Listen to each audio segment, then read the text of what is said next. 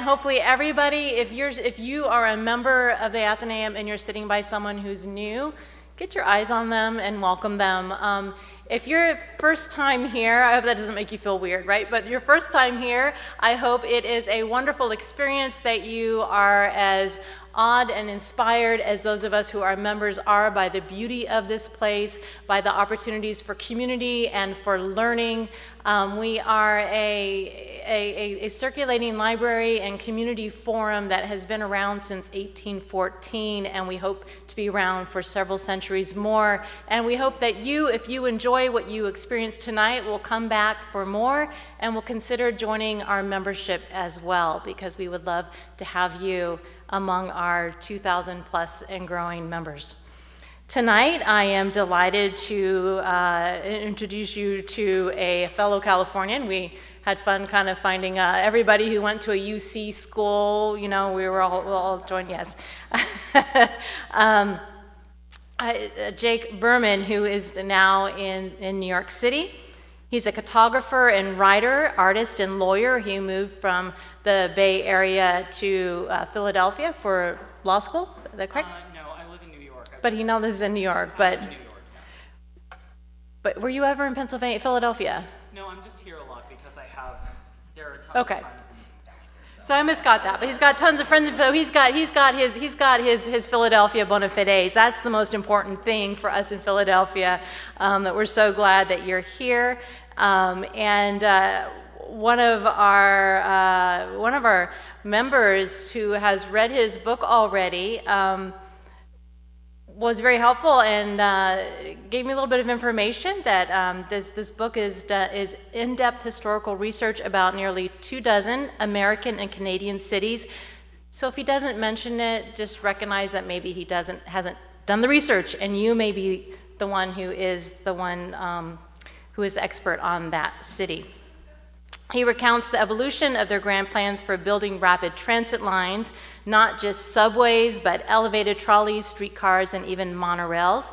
If you enjoyed that movie, Who Framed Roger Rabbit, if you remember that from the 80s, about the Red Line in LA, that is there in his work, and SEPTA as well. So I hope you will join me in giving a warm welcome to Jake Berman to the Athenaeum of Philadelphia.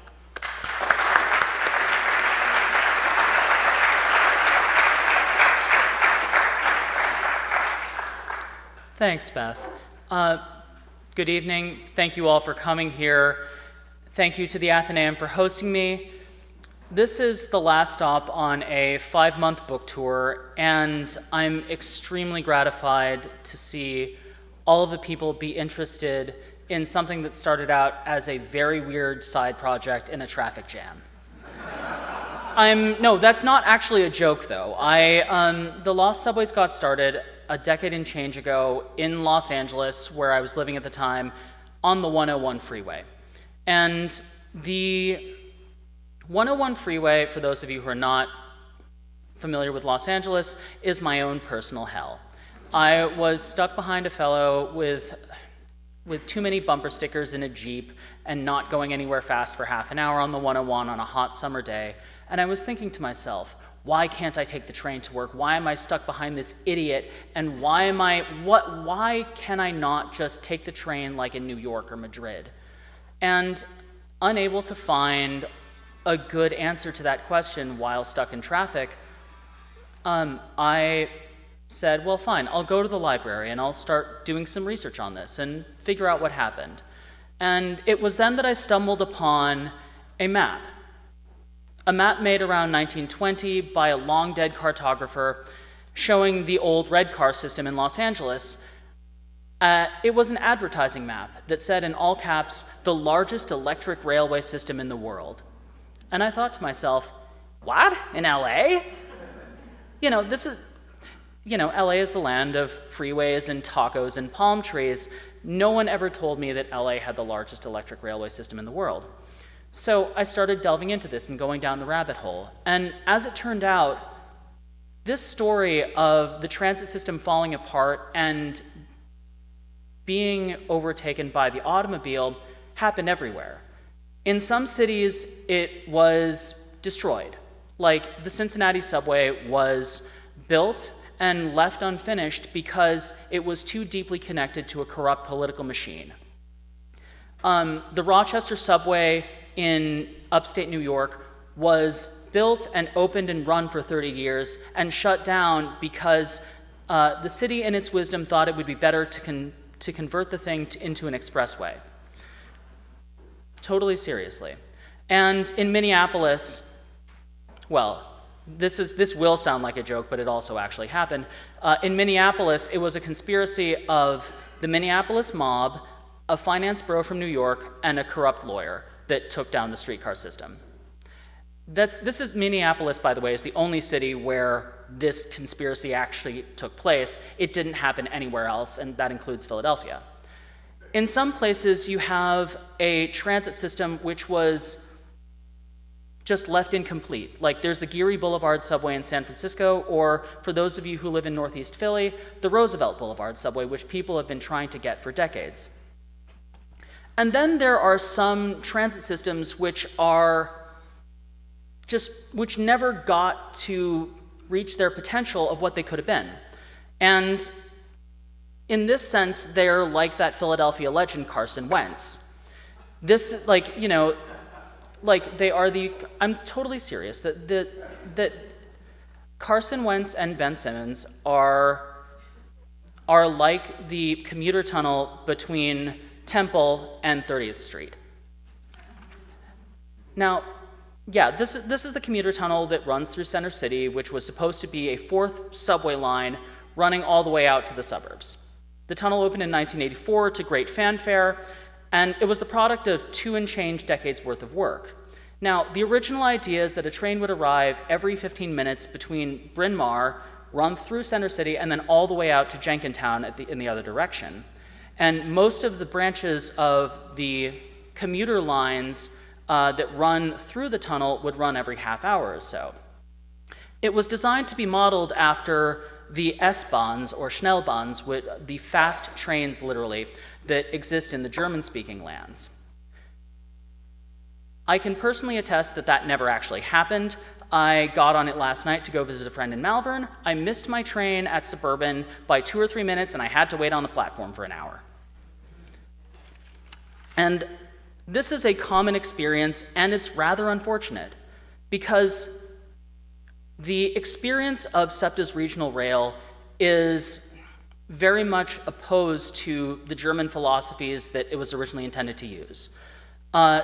In Germany, they have a saying, organization, then electronics, then concrete, because it's very cheap and very simple, even if it's a complicated bureaucratic reorganization you have to do, but bureaucracy is cheap to fix, and buying fancy new technology or pouring concrete is incredibly expensive. And so, in Europe, like in Madrid, where I used to live, it's just normal that you have a train every 10 minutes on every branch of the commuter rail lines all day long, and SEPTA, you're lucky if you get 1 train an hour on regional rail. So, why didn't this happen? What happened to Philadelphia's own lost subway? Well, the first problem is labor strife. And the second problem is SEPTA's own bureaucratic inertia. And to explore this, I first have to go a little bit back into the past. So bear with me while we jump in our time machine. Philly's original transit system was made up of horse cars and steam railroads. A horse car is literally a trolley that doesn't have an electric motor, and instead it has a horse or a mule pulling the thing. And as early as the 1870s, there were 18 different companies in Philadelphia, so they were all competing with one another. And if you didn't like the company that was running the train on 4th, fine, you walk over to 6th and take their train instead. That's pretty normal, and because the city would grant a franchise to each individual company to run a train line on a particular street. Now, eventually, these things consolidated into monopolies. And by 1940, there were 4 monopolies that had control over the vast majority of Philly's transit system. The first is PTC, the Philadelphia Transportation Company, which ran the trolleys, the L, the subway, and the buses within the city. There is the Reading Railroad, which built Reading Terminal and ran half the commuter trains. The Pennsylvania Railroad, which built 30th and Suburban, and which ran the other half of the commuter trains. And then the Red Arrow lines, which served the suburbs west of downtown. Now, all of these companies went under as public transport service became unprofitable after the Second World War. Some of this is just that there was massive interstate highway and suburban construction, so people just decided to go way out into the burbs, and some of it is the product of conscious destruction. Like the Vine Street Expressway, a mile and change north of here, was built directly through a neighborhood where people used to live. And nobody wants to live next to an expressway, which only hastened the process of suburbanization and urban decay. So, to counter this, when SEPTA came and took over all of these bankrupt operations in the late 1960s, they had their work cut out for them. And they had to start thinking, well, what can we do to make Center City work?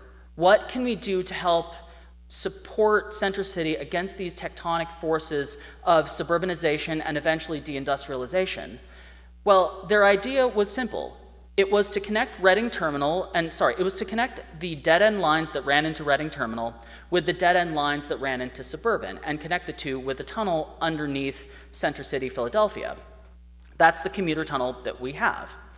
And for the operations plan, this is where the German philosophies come in. There was a guy at Penn, I think he's still a professor, although he's very elderly now, Professor Vukan Vucic of the Civil Engineering Department, who came up with the idea of running the commuter trains like subways. So this means that instead of having a conductor check your ticket on every train, no, you buy the ticket from a ticket machine and then you just get on the train and you go. There would be smaller crews so that you would have just the driver and not the multiple conductors checking tickets. You would have level boarding so that the conductors don't have to manually open and close the stairs at every station. So it means like building new platforms that instead of being at ground level, they're like a few feet up. And the last and all of these things combined would enable shorter but more frequent trains. So if you can think about it this way, where instead of having an 8-car train every hour with 4 people manning it, instead you would have a 2-car train every 15 minutes with 1 person manning it. And this is the way that things work in Europe. I can verify that the Madrid Cercanías, their equivalent of SEPTA Regional Rail, does things exactly like this. And so, you pay at a ticket machine, you swipe through a turnstile, and so forth. Now, the commuter tunnel was slated to open in 1984, and it did. There was only one problem, is that when the commuter tunnel opened, SEPTA's regional rail had been destroyed by a strike in 1983. So in 1980, regional rail had 32 million riders. In 1983, because of the strike, they dropped down to 13 million riders, and so they lost over half of their ridership overnight. They wouldn't recover that ridership of 1980 until 2008, so a quarter century later.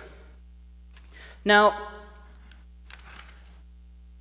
this brings us to the other major issue with SEPTA, where labor relations with the transit unions are unusually acrimonious for a big city. The biggest transit union, Local 234 of the Transit Workers Union, wrote an official history in the late 90s where they described labor relations with Philadelphia transit operators as, quote, never conventional and rarely peaceful. And this goes back to the unhappy, far-off things from decades and decades and decades ago. The old PTC, which ran the trolleys and the subways and the L and the buses, was militantly anti-union and fought tooth and nail against unionization, and it was so bad that during the Second World War, President Roosevelt had to personally intervene to force PTC to recognize the union in 1944. And as the PTC declined in the post-war era, labor relations were, for lack of a better word, atrocious. So in 25 years, they had 14 strikes. So 5 official and at least 9 unofficial strikes that weren't sanctioned by the union. So if you do the math, it's about every other year they were having a transit strike.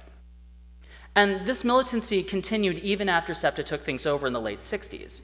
So from 1970 to the present, SEPTA has had 12 strikes, so 1 every 4 years, give or take. 13 strikes if you count the police strike that just ended recently. And over that same period, New York has only had 3 transit strikes, and Chicago has had 2. And so, the guy who was the head of the Transit Workers Union Local 234, he proudly called himself the most hated man in Philadelphia, and he made that his personal brand as a union leader. I don't agree with that personally because I know how you guys treat Cowboys fans, but this relationship between unions and the government is definitely not normal, and it's unique in America. There's a few reasons for that. Partially it's because in Pennsylvania it's legal for public employees to strike, which is not legal in other states.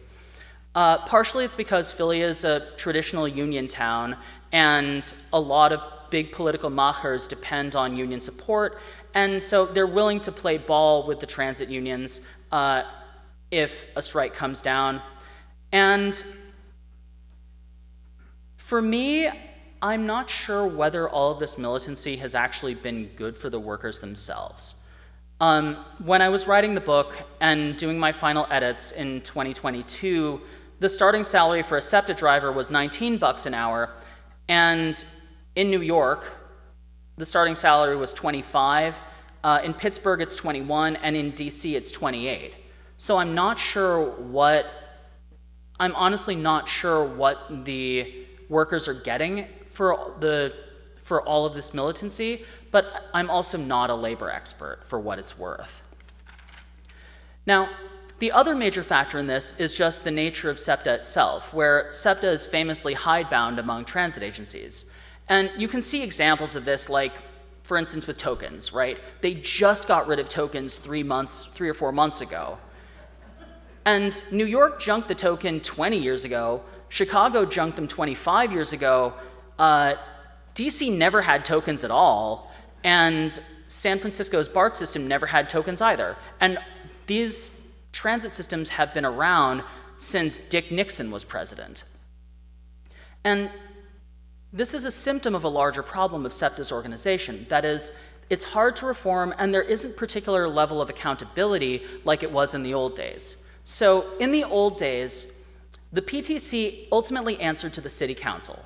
And when the PTC was in charge and the city council was overseeing them, if the trolleys were late, if the buses were overcrowded, if the L was breaking down, there was hell to pay and you could vote the bums out. SEPTA is not organized like that and has never been organized like that. SEPTA is run by a board, like most organizations, and the city gets 2 votes, the suburbs get 8, and Harrisburg gets 5. So the city of Philadelphia is where most of the transit riders are, but there's no way for city voters to throw the bums out. And there's no particularly good way to hold politicians accountable for SEPTA's failures because, what are you going to do? Vote out the governor and the county executive of Chester and Delco and Bucks and Montgomery? It's because everyone is responsible for SEPTA in the government, nobody is responsible. So then the question becomes, well, how do we fix this? And this is where knowing how to structure your bureaucracy comes in handy, because that's ultimately the problem that SEPTA has, is that its organization is not well suited to the task it's trying to perform. So the first way would simply be to introduce accountability to SEPTA. So if you are, instead of having 8 votes for the suburbs, 5 for Harrisburg, and 2 for the city, flip it around a little bit. So you have 8 for the city, 5 for the burbs, and 2 for Harrisburg. And change the ratios so that the voters can know who is to blame for your train being late.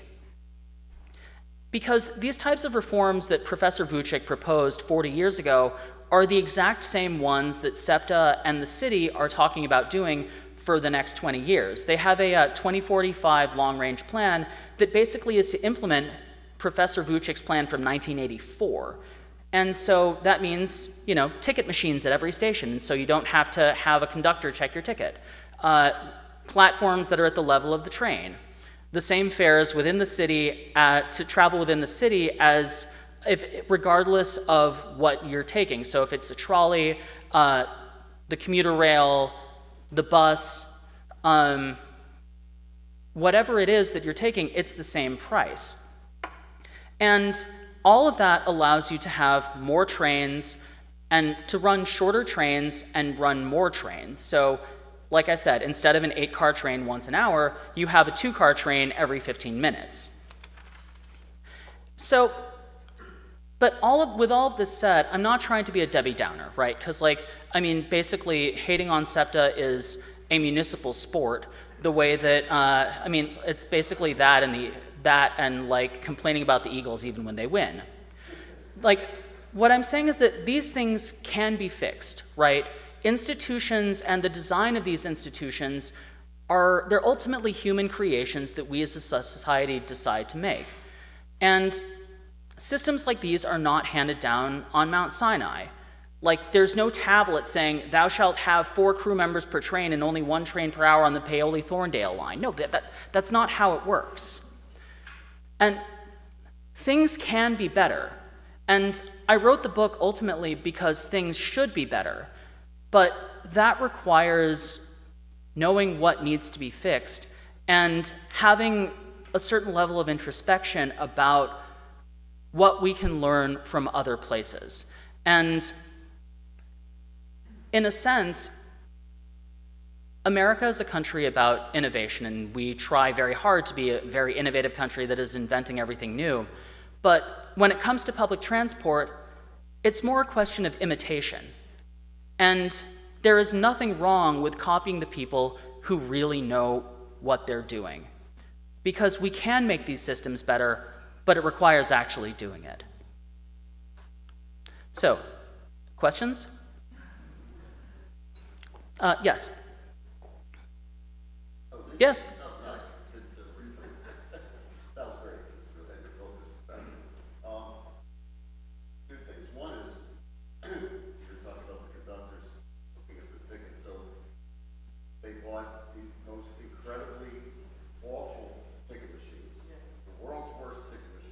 I have used them. They are terrible.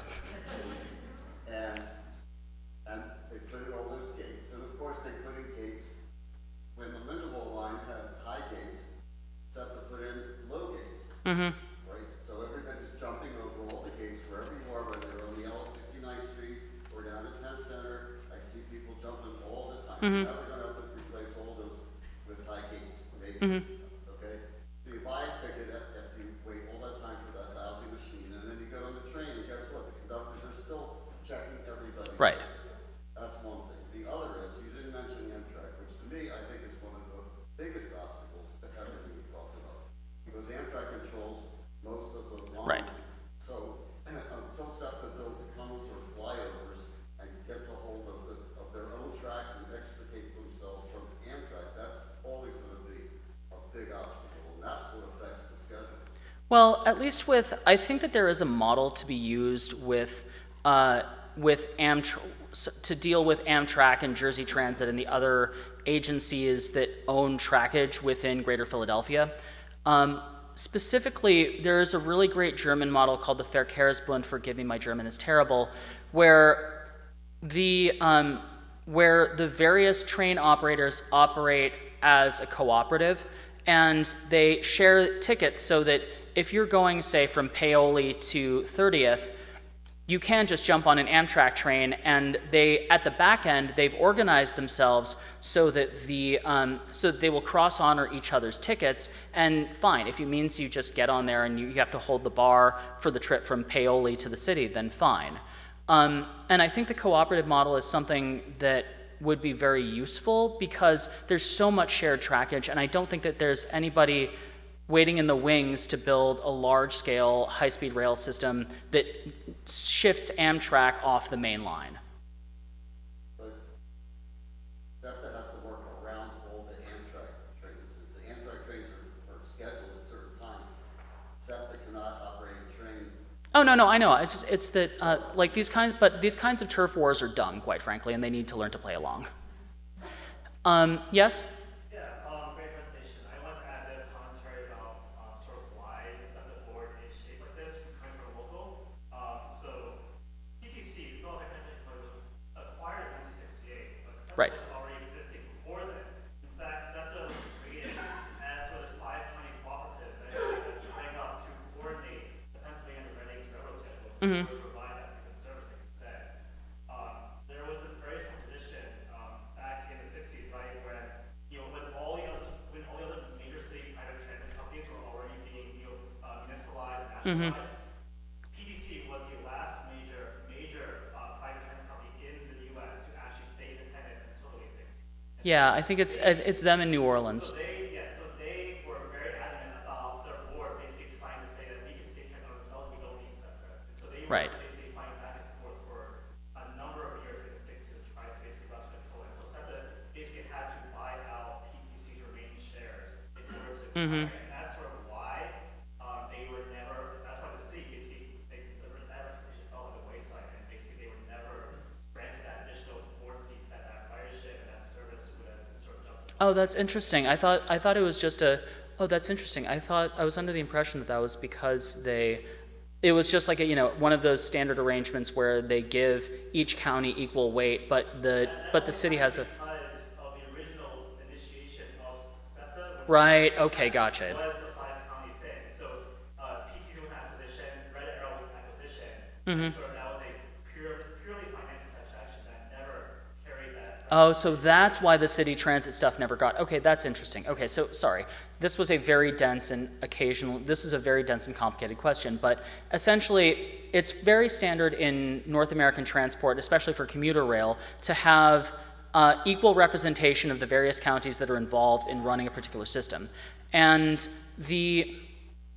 with SEPTA specifically, because SEPTA was originally formed to run like the Reading Railroad and the Pennsylvania Railroad's commuter rail lines, they never restructured the board after they took over transit within the city. Yes? So I really enjoyed your diagnosis of SEPTA's shortcomings. That was very interesting. I know there's a lot more to that story. So that was great. I didn't know about Rochester and Cincinnati ever even breathing in the subway, let alone, Yeah. let alone building one. But I wonder if you could talk a little bit more about the thrust of your book beyond that and some of the other cities that are rolling by on the slides. Sure. Not necessarily in great detail, but just give us an idea of the thrust of the book. Sure. So the idea of so much of this book is that, like Tolstoy wrote a zillion years ago, all happy transit systems are alike. Every unhappy transit system is unhappy in its own way. So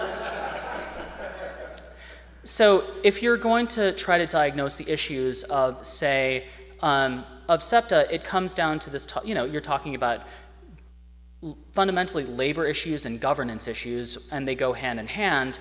If you're talking about Seattle, it's because because everyone has too much Minnesota Nice going on, and the West Coast version of Minnesota Nice, it's called the Seattle Freeze. And it really is called the Seattle Freeze.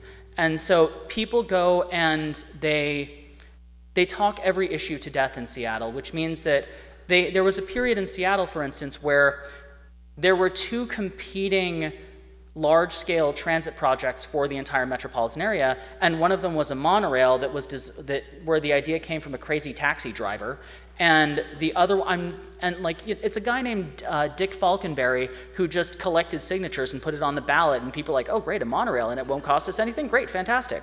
And that's really how Seattle ended up blowing $125 million for 0 miles of monorail. And because at the same time, it was competing with a light rail plan that was designed by competent people who knew what they were doing, but nobody in Seattle could ever tell anybody else no. And that's at the root of their transit issues. Meanwhile, if you talk about a place like the San Francisco Bay Area, their particular pathology is that if you're in the Bay Area, San Francisco is the only city that really said, no, we do not want freeways downtown. And they fought to the death to make sure that there were no freeways downtown. And having defeated one of the stupidest ideas in North American planning, they decided, well, fine, we're going to make sure that no one can ever change anything ever again, which is how San Francisco has been paying taxes since 1989, so north of 30 years, to get not a subway line, not a light rail line, a half-built busway, because they've just been arguing over it and, worrying about, well, will this really be the end of the world?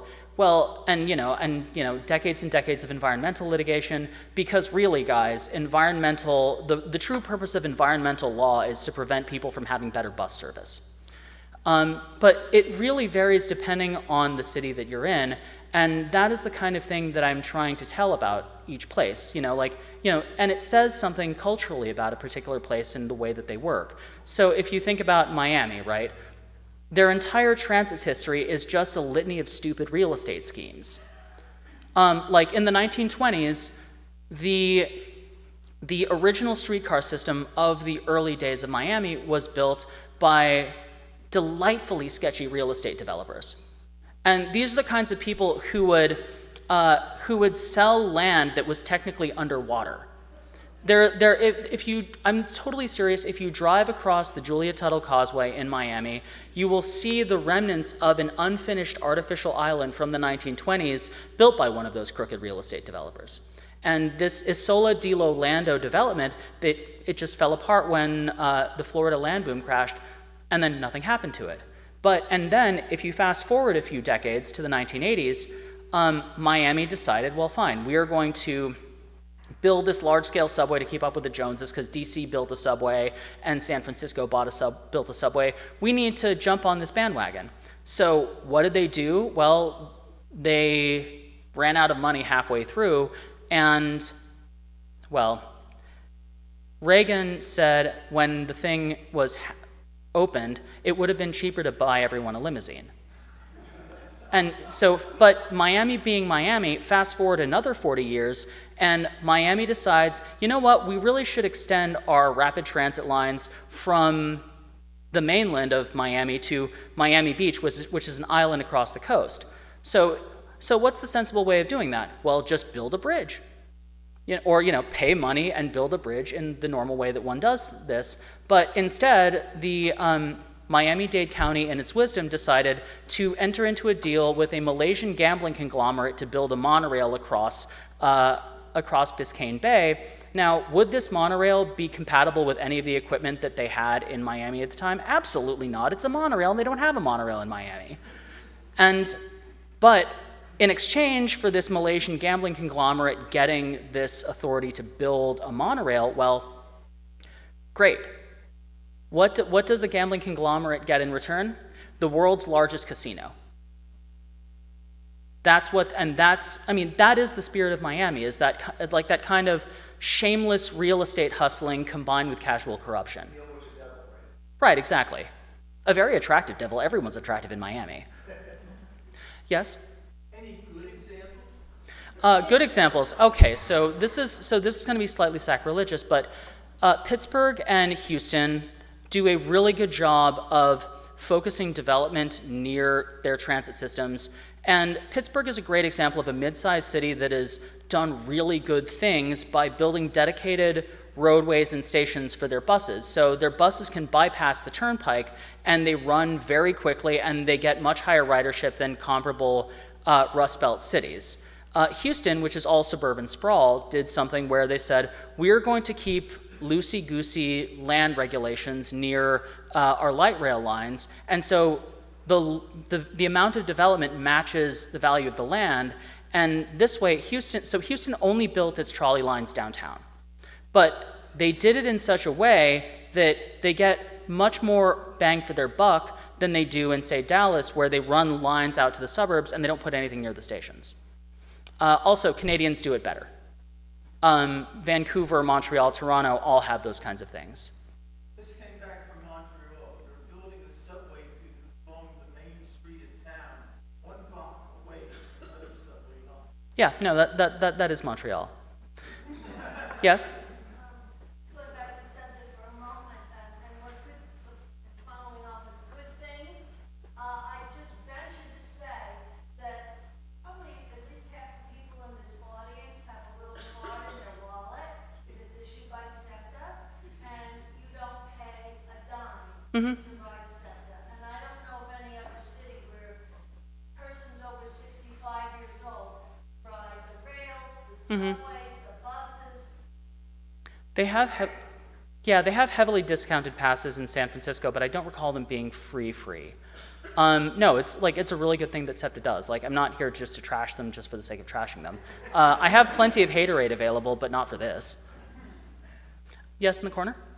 Yeah, so one thing that I feel like is kind of undergirding a lot of this praise you're sharing today is funding transit. And so curious if you could talk a little bit about like some of the challenges or like any solutions. Sure. So when it comes to funding transit, I think we have to make a division between getting funding for operations of transit and getting funding for capital construction. So if you want to build stuff, that's capital construction, and if you want to just run buses or trains, that's operating funds. Now, in terms of operations, I mean, American transit costs of running, like, say, a bus or a train are more or less in line with international standards, and so it's not like, it's not great, but it's at least within the same ballpark. And, you know, how you fund your transit changes the dynamic of what you have to deal with a lot, because, you know, if you're paying for it with turnpike tolls, it's very different than, say, having a sales tax or a property tax to pay for it, and that's really dependent on local conditions that I am not qualified to discuss.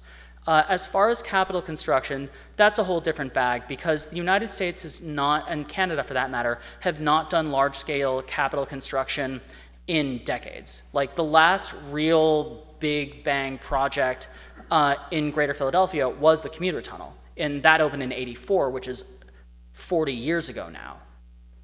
So because of that, everything is extremely expensive to build here because we've forgotten how to do these things efficiently.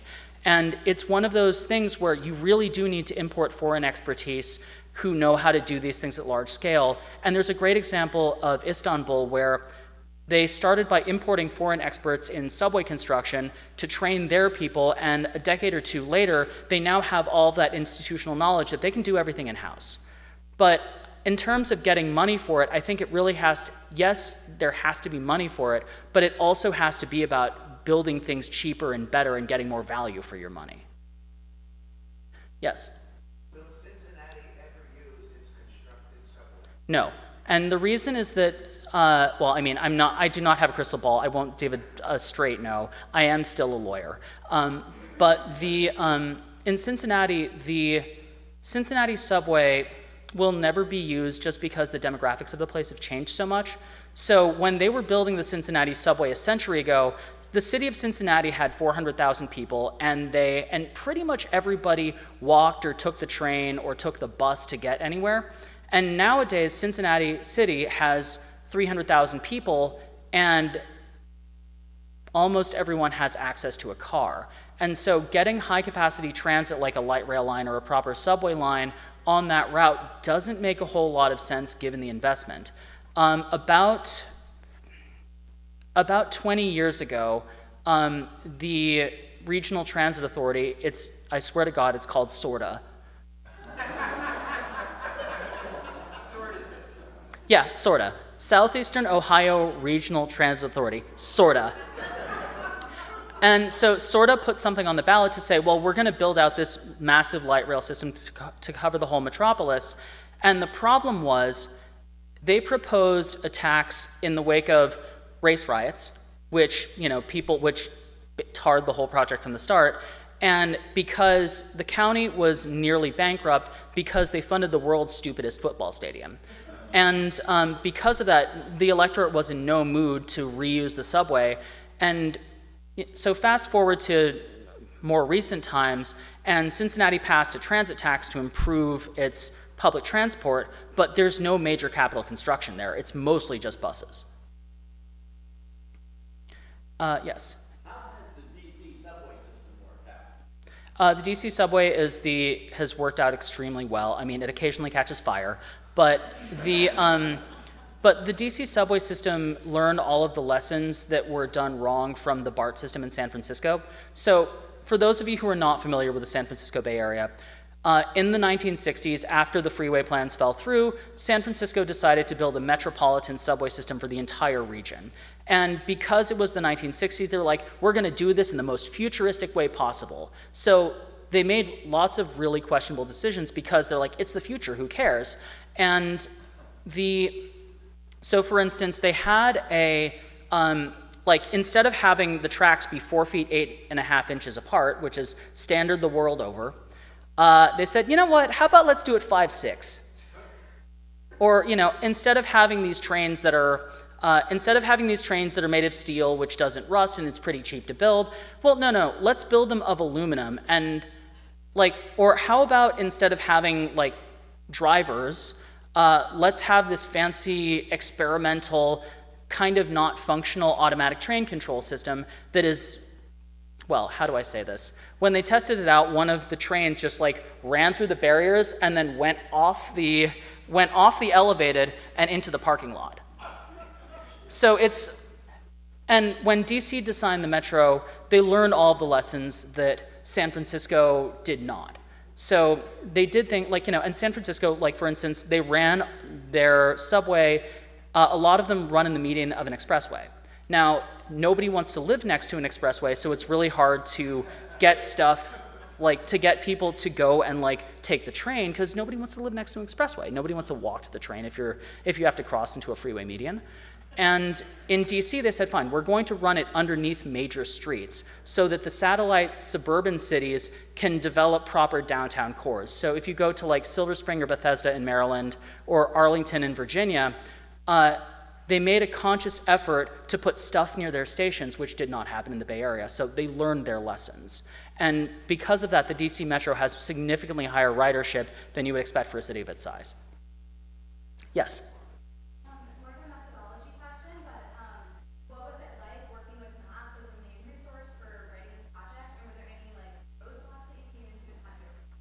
Funny story, I didn't actually use a whole lot of maps to build this stuff.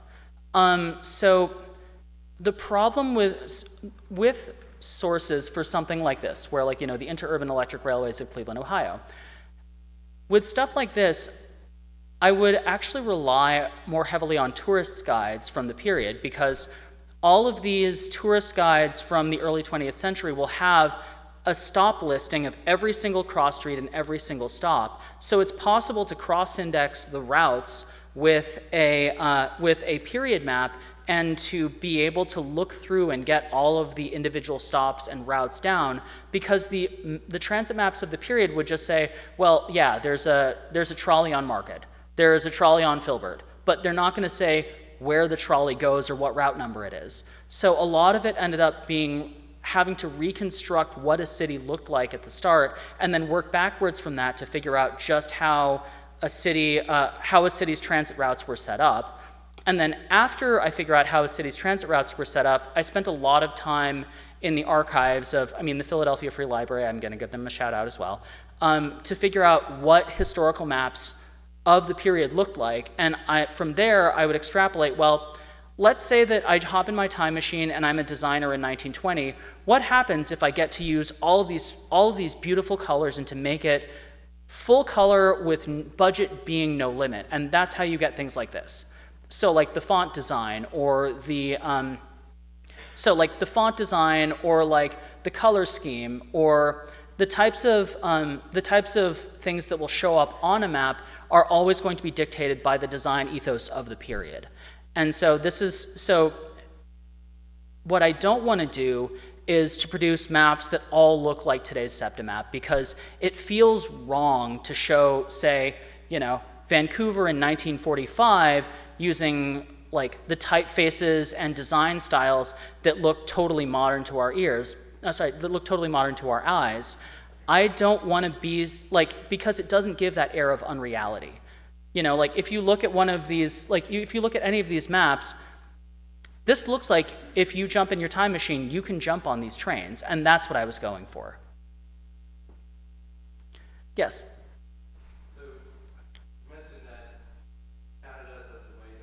Mm-hmm. And, you know, there are provinces, states, so I imagine they're more federally influenced. Not really. I mean, Canada has its plenty of really shady stories. I mean, my favorite story of Canadian corruption involves Vancouver, where they were awarded a World's Fair and for 1986, and it was a World's Fair on transportation. Did Vancouver have a subway or anything? No. So they had to say, well, okay, nuts. We need to get a subway really, really fast. We have no idea what we're going to do with this. And conveniently, the government of Ontario had a bankrupt railcar company that said, well, okay, great. You know what? Not even Toronto wants to build our fancy automated subway that we developed in-house. How about we pitch it on Vancouver? And so Vancouver bought the thing, and surprise, surprise, it actually worked really well. But the process of getting there was, in the words of the mayor of Vancouver, a total shakedown. But the difference, honestly, the biggest difference, to get back to your original question, is that Canadian cities started their freeway era later. So if you start thinking about the freeway era in the United States, it really starts in 1940 in Los Angeles, and it really explodes in the 1950s and the 1960s, which is how you get I-76 being a death trap. In Canada, however, the only city that really got on large-scale freeway construction was Montreal, and even then, the mayor made a whole big point of importing a super advanced rubber-tired subway from France to show that Montreal was cooler than Toronto. Yes? So, I want to go back to funding. Sure. Every time there's a rate increase or a budget change, the argument is that, well, we can't fund ourselves, Mm-hmm. but we have to cut service, which of course leads to the loop where you cut service to cut the running. What thoughts do you have on the way? I think that it should be, I really do think it depends on your local circumstances, because the state and local tax structures vary so widely.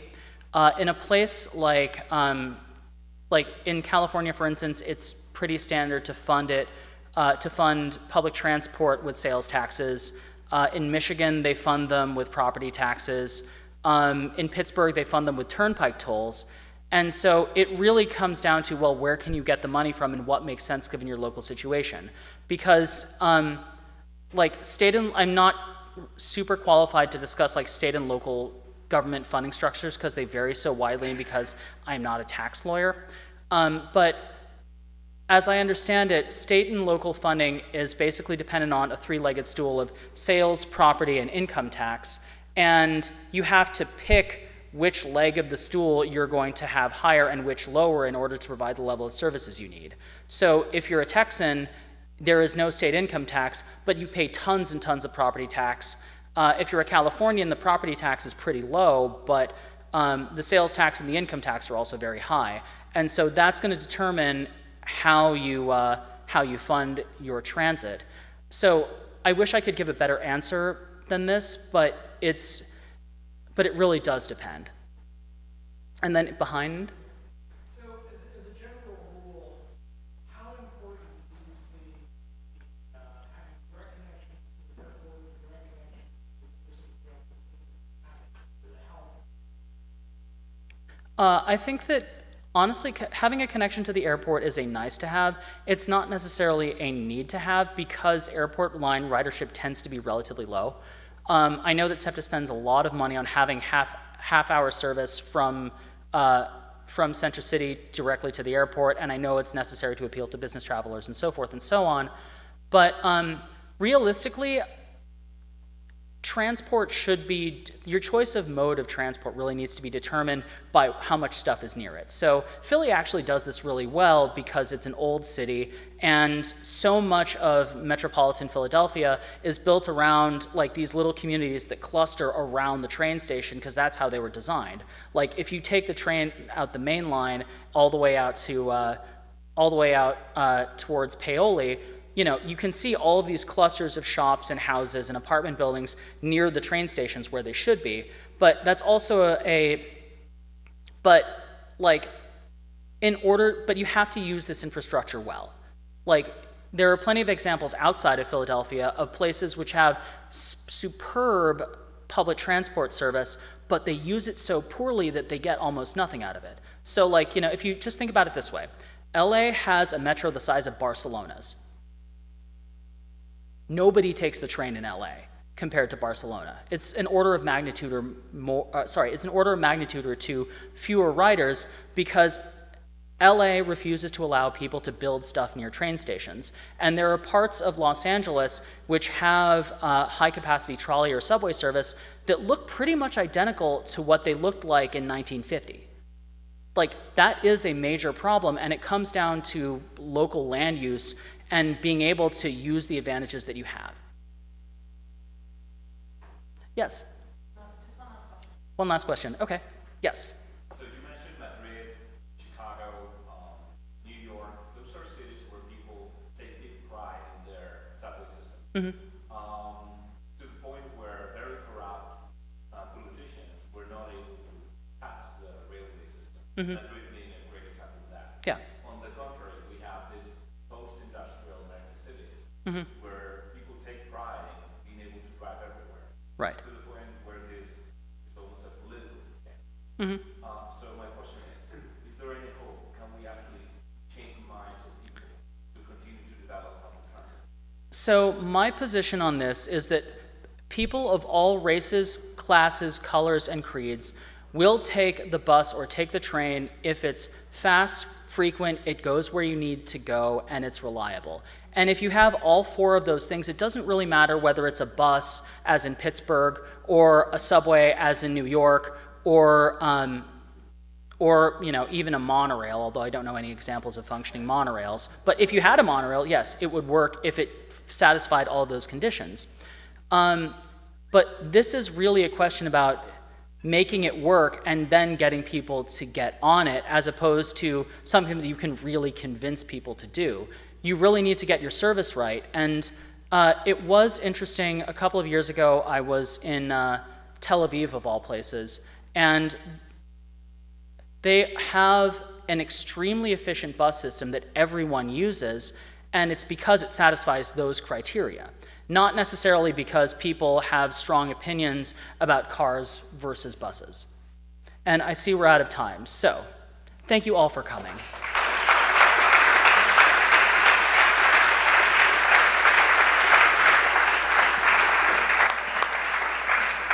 Thank you to Jake for making us part of his book tour. We so appreciate that. And you can buy his book, signed copies, in the reading room right across the hall from Head House Books, and Jake will be there to answer further questions.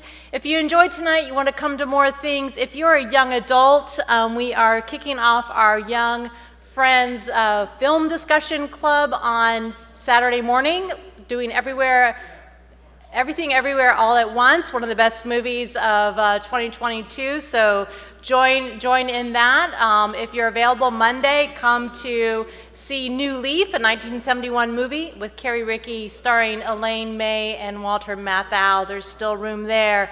Next Friday is our first Friday, and we are going to be celebrating bugs in our collection by pulling out books and other things in our collection with illustrations of bugs and holding them up alongside some specially created pieces of art by Jen McCleary and Elaine Bryn, whose exhibit is downstairs, that complement what we have. Look online, we have so much going on, and we hope to see you at more programs in the future. But go buy your book now for yourself, for that other person you know. I'm sure you know at least one or two other people who are fascinated with trains and subways and public transportation. So graduations, Mother's Day, Passover, there's all sorts of wonderful, Father's Day is coming up in June. There are all sorts of great reasons to buy an extra copy of the book. Thank you for coming this evening, and we'll see you soon.